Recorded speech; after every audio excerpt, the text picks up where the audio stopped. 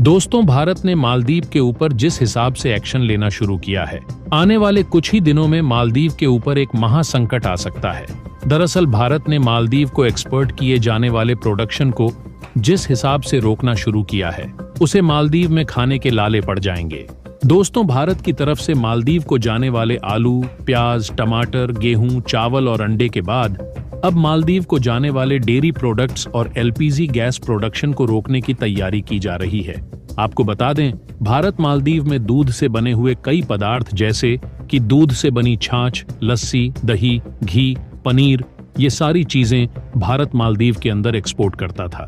साल 2022 में भारत ने मालदीव को सिर्फ डेयरी प्रोडक्ट के माध्यम से करीब 10 मिलियन $US के एक्सपोर्ट किए थे। और आपको बता दे कि भारत मालदीव को एलपीजी गैस का भी एक बड़ा हिस्सा एक्सपोर्ट करता है, क्योंकि मालदीव में एलपीजी गैस की मांग काफी ज्यादा है।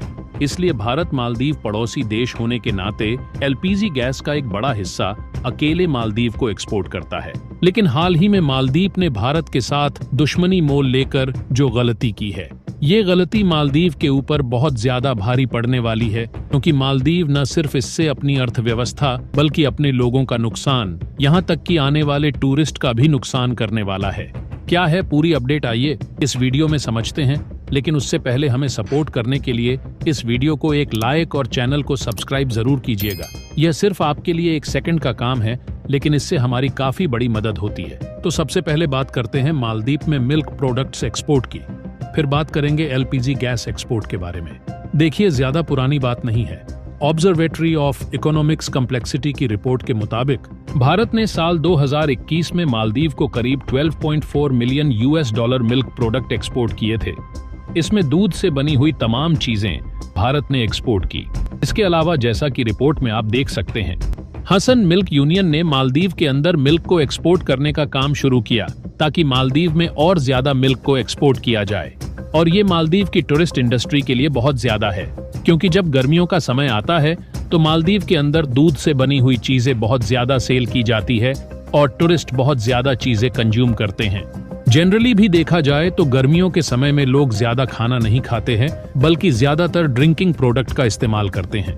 लेकिन मालदीव की तरफ से की गई गलती का नुकसान मालदीव को इस इंडस्ट्री में भी उठाना पड़ेगा, जिसकी वजह से टूरिस्ट को वो फैसिलिटीज नहीं मिल पाएगी जो वह चाहते हैं, और दुनिया के अलग अलग देशों से आने वाले टूरिस्ट भी मालदीव के अंदर आना छोड़ देंगे। वहीं मालदीव से थोड़ी ही दूर पर लक्षद्वीप है, जहां पर दुनिया भर की ऐसी तमाम फैसिलिटीज मिल जाएगी, क्योंकि यह भारत का हिस्सा है। और तमाम कनेक्टिविटी जो तमाम तरह की भारतीय कंपनियां डायरेक्टली वो चीज एक्सपोर्ट करेंगे।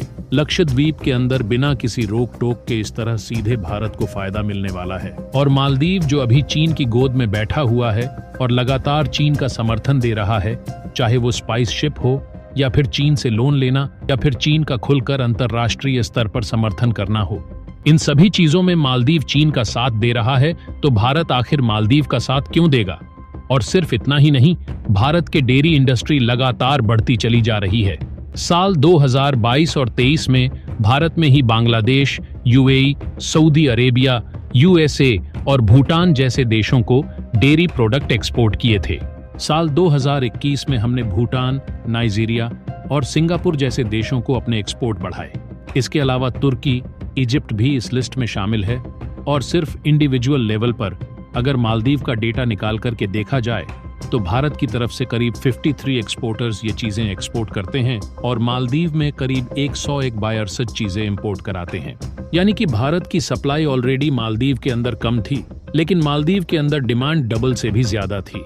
पर आप देखते हैं मालदीव इस गैप को कैसे पूरा कर पाता है।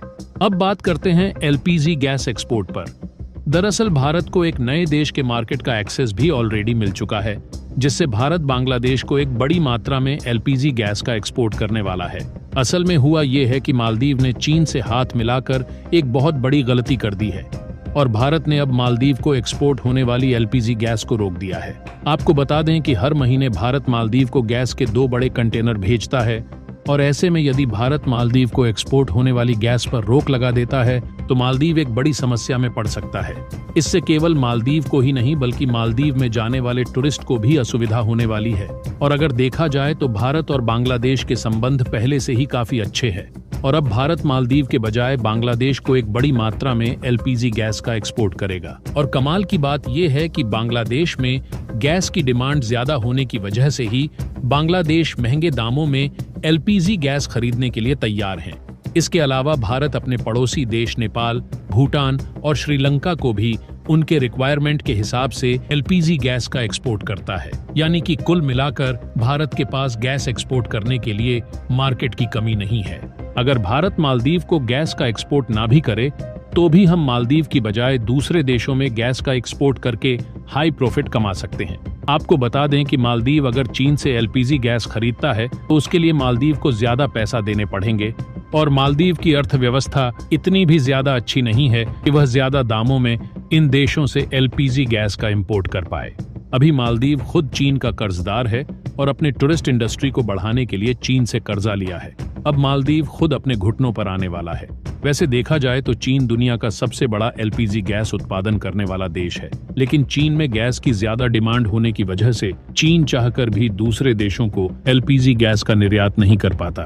और अगर ऐसे में चीन मालदीव की मदद करता भी है तो उसके लिए मालदीव को ज्यादा कीमतों पर एलपीजी गैस को इंपोर्ट करना पड़ेगा और मालदीव को अलग से खर्च उठाना पड़ेगा। और चीन जैसा हाल तुर्की का भी है, क्योंकि तुर्की अपनी डिमांड के हिसाब से एलपीजी गैस का उत्पादन कर पाता है। इसीलिए तुर्की भी मालदीव को एलपीजी गैस का एक्सपोर्ट नहीं करने वाला, और अगर थोड़ी बहुत मात्रा में करता भी है तो उसके लिए मालदीव को ज्यादा पैसा देने पड़ेंगे। तो दोस्तों, आपको क्या लगता है कि भारत के द्वारा मालदीव को होने वाले एलपीजी गैस और मिल्क प्रोडक्ट का एक्सपोर्ट पूर्णतः बंद कर देना चाहिए या फिर नहीं? अपना राय हमें कमेंट में जरूर बताएं। साथ ही वीडियो पसंद आया है तो वीडियो को एक लाइक और चैनल को सब्सक्राइब जरूर कीजिएगा। तो मिलेंगे आपसे और एक नए वीडियो के साथ। वीडियो को अंत तक देखने के लिए धन्यवाद। जय हिंद।